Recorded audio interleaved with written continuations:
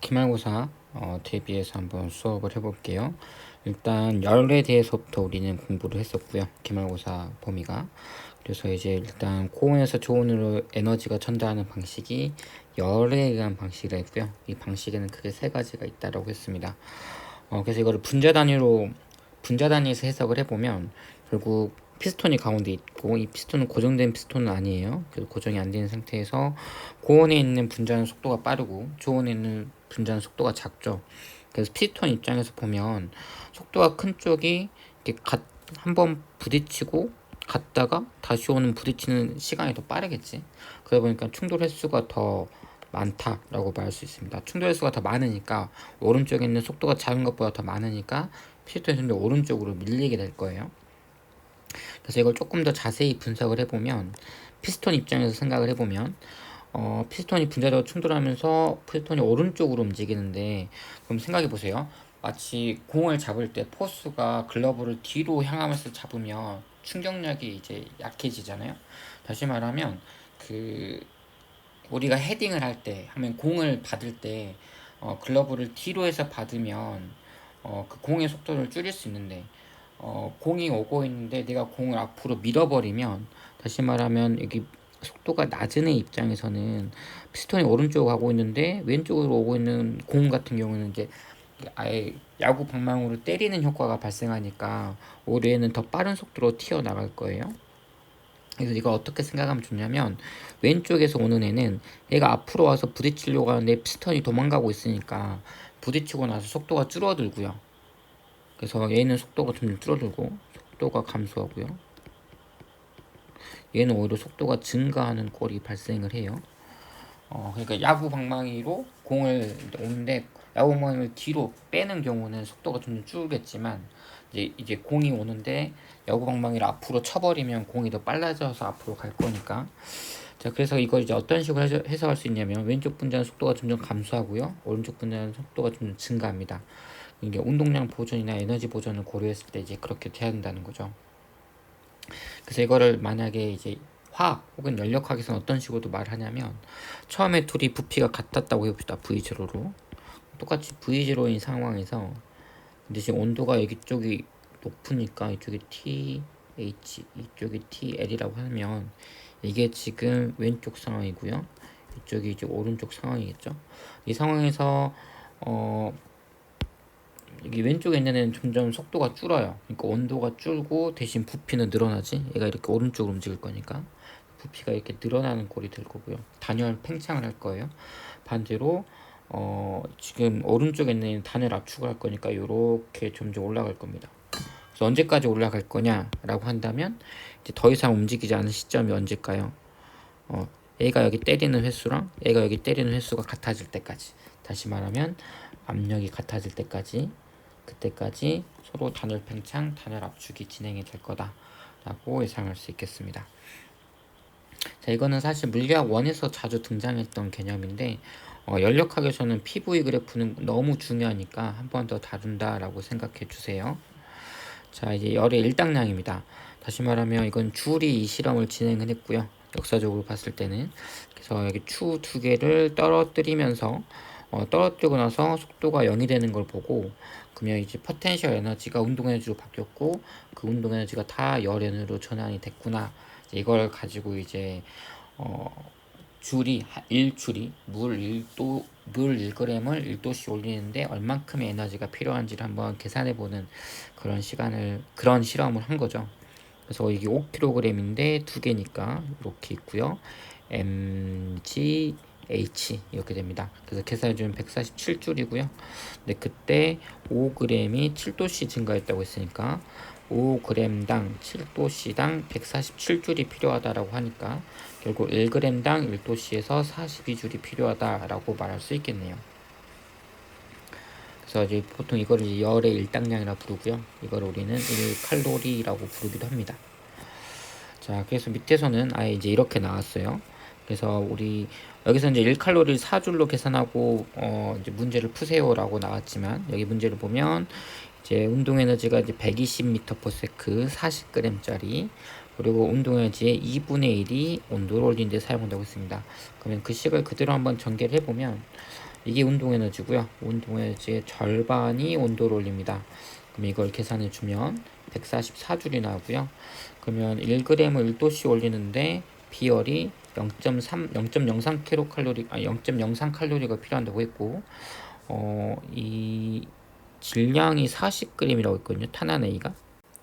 그래서 40g을 1도씨 올리려면 이게 1g을 1도씨 올릴 때 0.03이니까 40g을 1도씨 올리려면 40배 더 에너지가 많이 필요하겠죠. 그래서 0.03은 40배니까 1.2칼로리가 되고요. 이게 144줄이니까 144줄을 칼로리로 바꿔보면 이게 1줄이 4분의 1칼로리니까 계산해주면 이제 요거 나올 거예요. 그럼 결국 40g을 1도씨 올리는데 1.2칼로리 필요한데 36칼로리를 지금 갖고 있으니까 총 30도를 증가시킬 수 있다, 이렇게 말할 수 있겠네요. 이렇게 해서 연력학은 마무리 하겠습니다. 공부 열심히 하시고요. 다음 바로 이제 전기장 그리고 자기장 쪽으로 넘어가겠게요. 이쪽은 좀 간단하게 넘어갈 거고, 전기를 띠게 하는 방법 중에 하나가 마찰전기, 그리고 또 화학적으로 해서 하는 화학전지, 이런 거 있다고 배웠었죠. 이 검전기는 나중에 다시 나오겠지만 매우 중요한 거다라고 할 수 있어요. 나중에 이제 정전기도 할 때 다시 등장할 겁니다. 그래서 얘를 왔다가 뺄 때 이 모양이 어떻게 바뀌는지, 단순히 모양이 어떻게 바뀌는지, 다시 말하면 오므렸다가 벌렸다가 다시 오므리는데 이 과정이 전자의 움직임으로 해석을 해야 돼요. 두 전하세에 작용하는 힘은 보통 전기력이라고 부르고요. Q1이 힘을 받는 이유는 Q2가 얘 주변에 전기장을 만드니까 라고 생각해 주시면 되고, 반대로 Q2가 힘을 받는 이유는 Q1이 전기장을 만드니까 라고 생각해 주시면 되겠죠. 그래서 이제 이런 관계가 있다라고 예상할 수 있고요. 전기장의 크기는 R 제곱분의 1에 반비례하고요. 전하의 크기에 비례하다라고 말할 수 있습니다. 그래서 쿨롱 법칙에 의하면 이제 전기력의 크기가 이제 이렇게 되는 거 확인해 보셨고요. 전기장에 대한 특성들이 있는데 요거랑 또 밑에 좀 더 정리된 이 글이 있습니다. 전기력선의 특징 매우 중요하니까 꼭 눈여겨서 다시 한번 잘 봐보시기 바랍니다. 간단하게 설명을 하면 여기 있는 건 그냥 읽으면 될 것 같고요. 여기는 읽어도 그냥 읽어만 봐도 그렇게 어렵지 않은 내용이라서 넘어가고, 위에 거랑 아래 거랑 좀 비슷해서 아래 걸 좀 가지고 정리를 하자면, 하나의 점전하에서 나온 전기력선 개수는 전하량에 비례하다. 그러니까 전하량이 1쿨롱이면 뭐 10개 나온다. 그럼 2쿨롱이면 20개 나온다. 이렇게 생각하시면 돼요. 같은 면적을 통과하는 전기력선 개수는 R제곱분의 1에 비례한다. 같은 면적을 통과하는 전기력선 수, 다시 말하면 얼마나 전기력선이 촘촘하지 않냐니까 그게 곧 전기장과 관련된 값이고, 전기장과 관련된 값은 R제곱분의 1에 비례한다라고 쿨롬 법칙에도 나와 있으니까 그렇게 해석하면 좋을 것 같아요.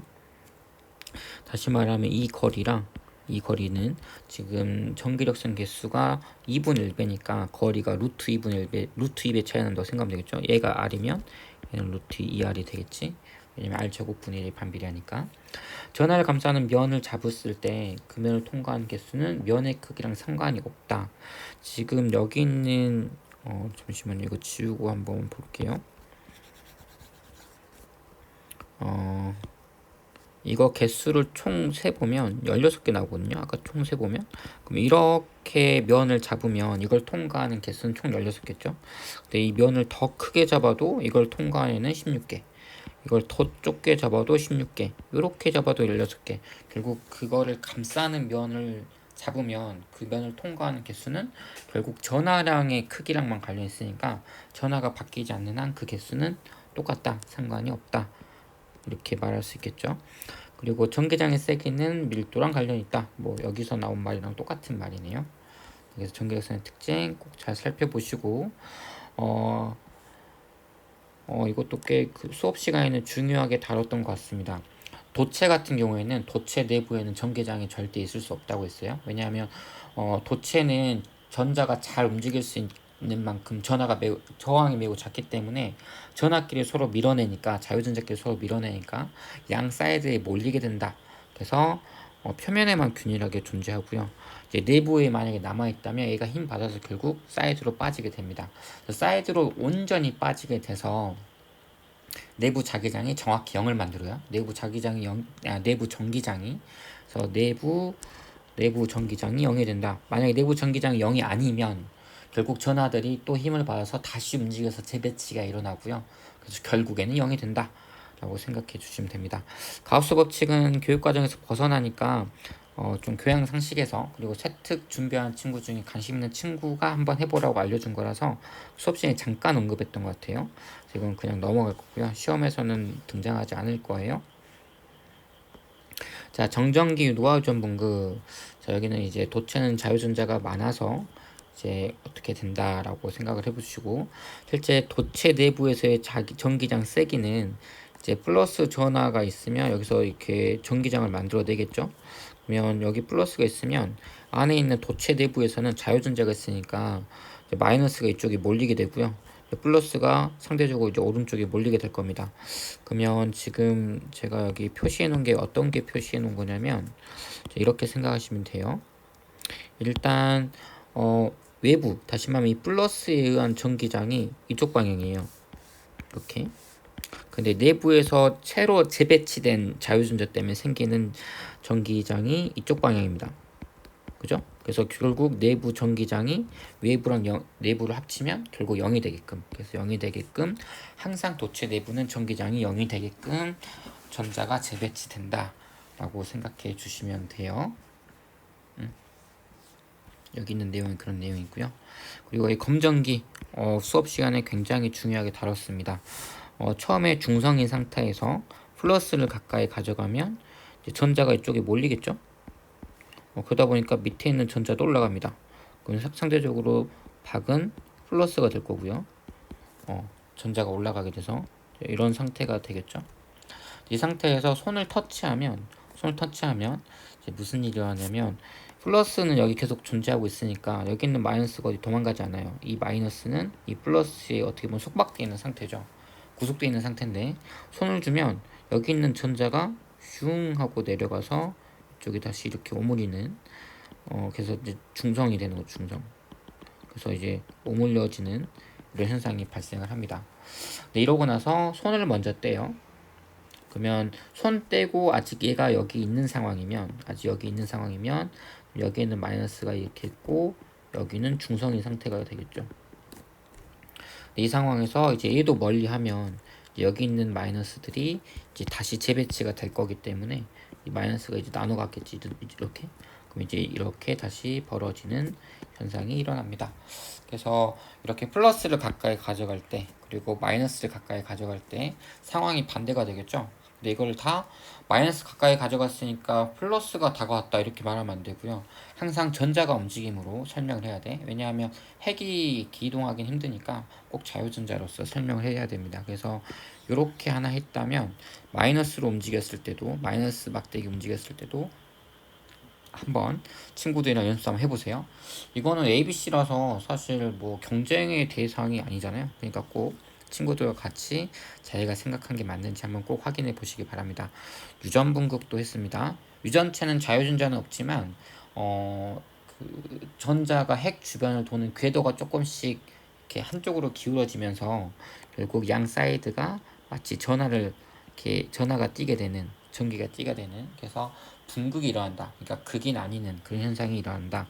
내부는 결국 플러스 마이너스에서 빵이 되지만 이제 이렇게 바깥쪽에는 이게 플러스 마이너스가 생긴다라고 하는 게 유전 분극이다라고 생각해 주시면 되고, 사실 유전 분극에 의한 효과가 사실 좀 중요하거든요.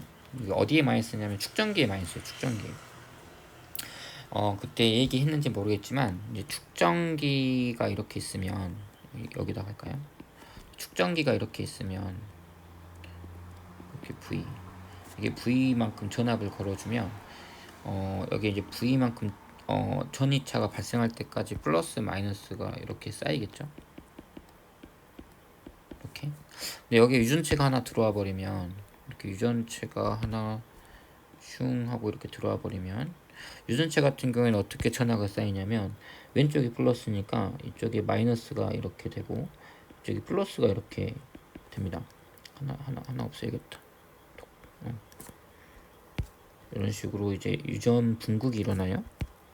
이렇게 유전 분극이 일어나면 내부 전기장이 약해지는 효과가 발생하죠. 왜냐면 얘가 만드는 전기장이 이쪽 방향이니까. 그죠? 그러다 보면 얘네들 안에 있는 내부 전기장이 E가 감소하는 효과가 발생해요.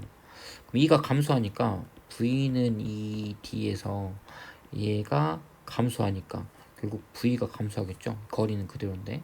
그래서 전하가 이쪽에 더 쌓이게 만드는 효과가 발생합니다. 왜냐면 V 맞춰줘야 되니까 이 건전지만큼. 그래서 결국 축전기 내부의 유전체를 어떤 유전체를 내주냐에 따라서 전하 전기 용량을 더 널리 쓰는 효과까지 발생을 해요. 수업 시간에 자세히는 안 다뤘어요. 왜냐하면 예전 교육 과정에는 축전기에 유전체 넣어서 전기 용량이 어떻게 되냐 이것도 물어봤었는데 이번에는 그걸 그렇게 강조하지 않는 것 같더라고. 그래서 일단 수업 시간에는 한 번 언급했던 것 같은데요. 이런 식으로 유전체를 축전기 내부 전기 용량을 올리는 용도로 쓸 수 있다. 그렇게 생각해 주시고 여기 있는 기호도 아마 그런 내용이다 생각하시고 여기 있는 빈칸도 여기 방금 이거 설명했던 내용 그대로예요. 유전분기형 전기장 방향은 외부 전기 방향과 반대라서 유전체 내부의 총 전기장의 크기가 감소하는 효과가 발생합니다. 이는 충전 효과가 증가하는 효과가 발생하는 거죠. 왜 있지? 이렇게.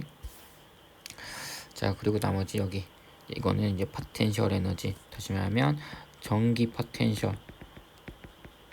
이거를 다른 말로 하면은 전이라 불렀고요.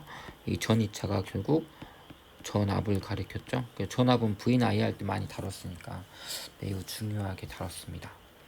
그래서 여기 내용 쭉 정리하시면 결국 전압이 이렇게 전기장 곱하기 거리와 같은 형태다라고 이제 예상할 수 있고요. 그래서 우리는 전압에 대한 정의를 한번 내렸고, 전압 이렇게 전압에 대한 정의를 한번 내렸고, 그리고 전류에 대한 정의를 내렸고요. 단위 시간 동안에 전하가 얼만큼 많이 움직이냐, 그걸 우리는 전류 값이다라고 했습니다. 전류는 당연히 도선의 이 면적이 넓으면 넓을수록 자유전자가 더 많이 이렇게 흘러갈 수 있겠지. 그래서 면적에는 비례하고요. 길이에는 반비례해요. 왜냐하면 길이가 길면 길수록 여기 있는 핵들이 많아질 거고 원자들이 많아질 거고 원자 핵들이 당연히 부딪히는 횟수가 증가할 거니까 면적에는 반비례하고요. 면적에는 비례하고 길이에 반비례하는 그리고 금속 고유의 특성인 전기 전도도에 비례한다.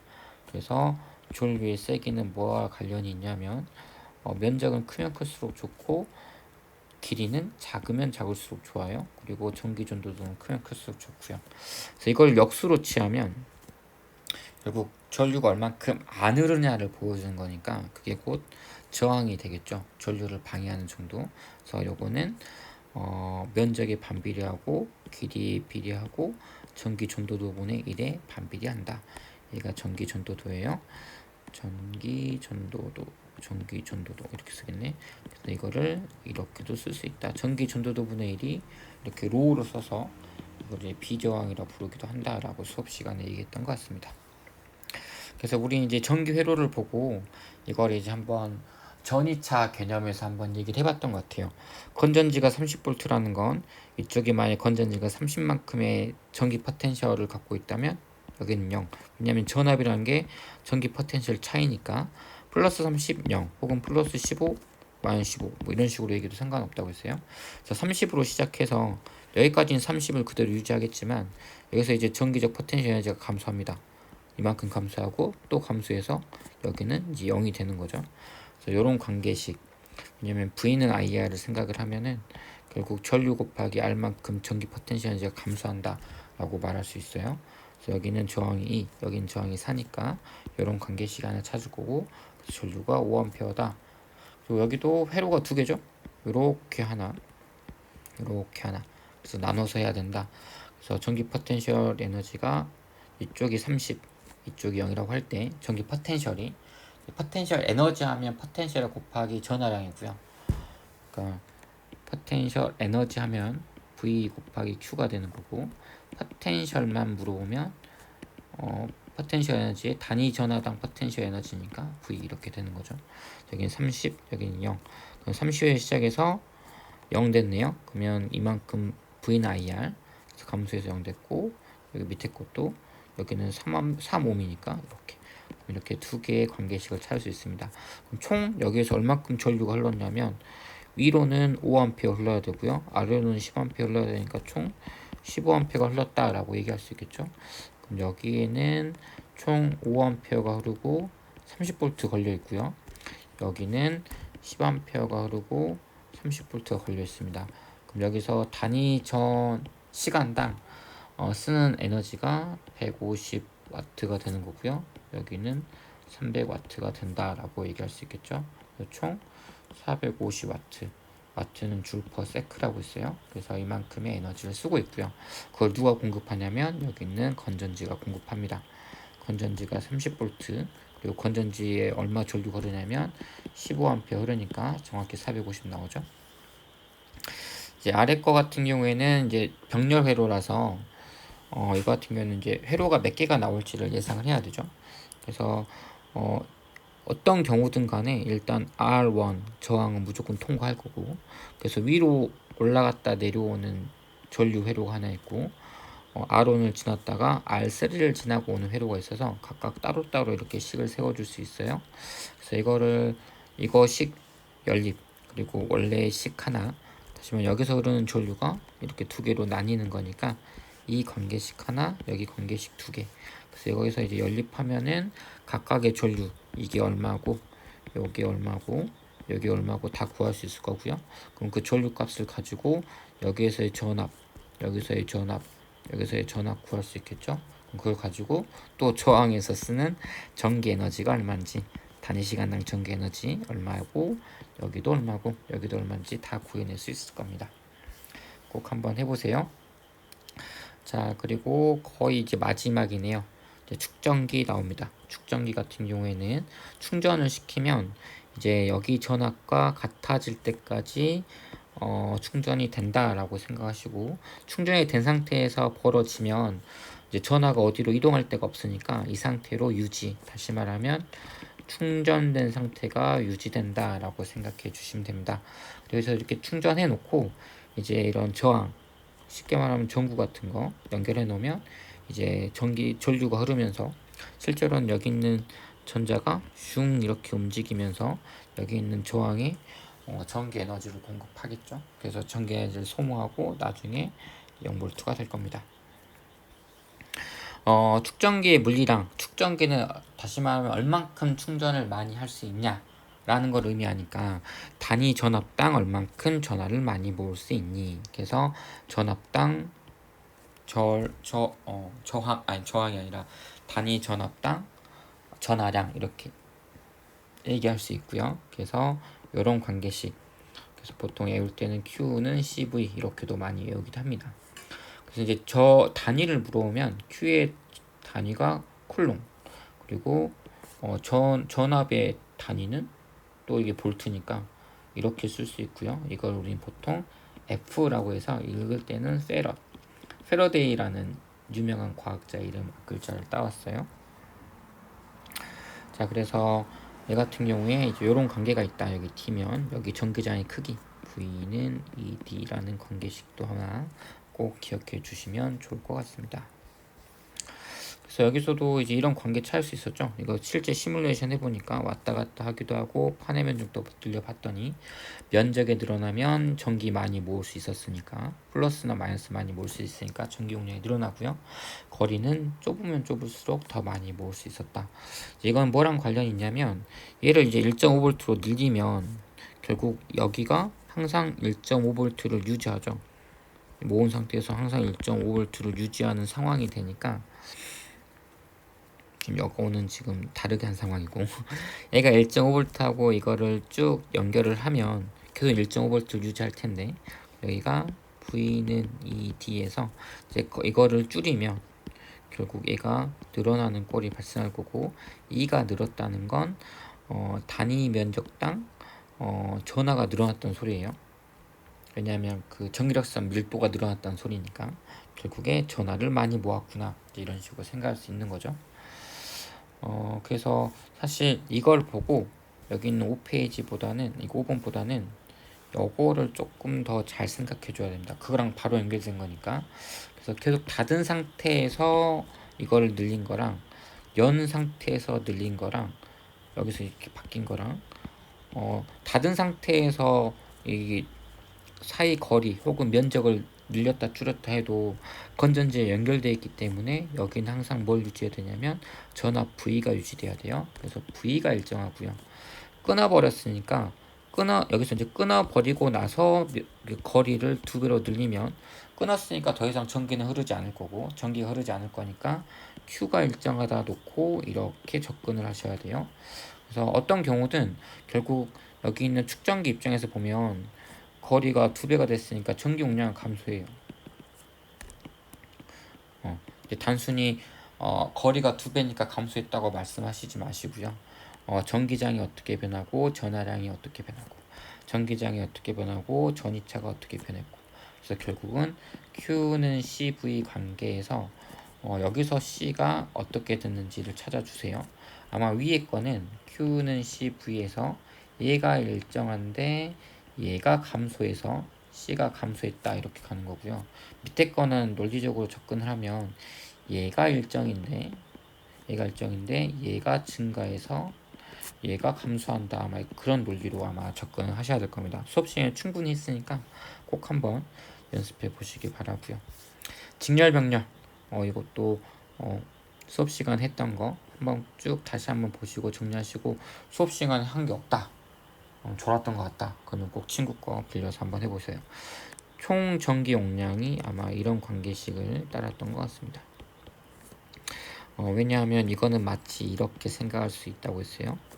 이 거리가 D1, 이 거리가 D2면 마치 거리가 D1 더하기 D2 꼴인 이런 큰 전기 용량을 갖고 있는 사이 간격이 더 넓어진 축전기 하나로 해석할 수 있기 때문에 여기 도선 길이를 짧게 하면 결국 이렇게 되면 전기 용량이 줄어든 꼴이라서 C가 원래 T분의 A인데 D가 2배로 D가 D1 더하기 D2가 됐으니까 일단 이거를 이렇게 역수로 취해 놓고 그러면 A 입실론 분의 D가 되네요.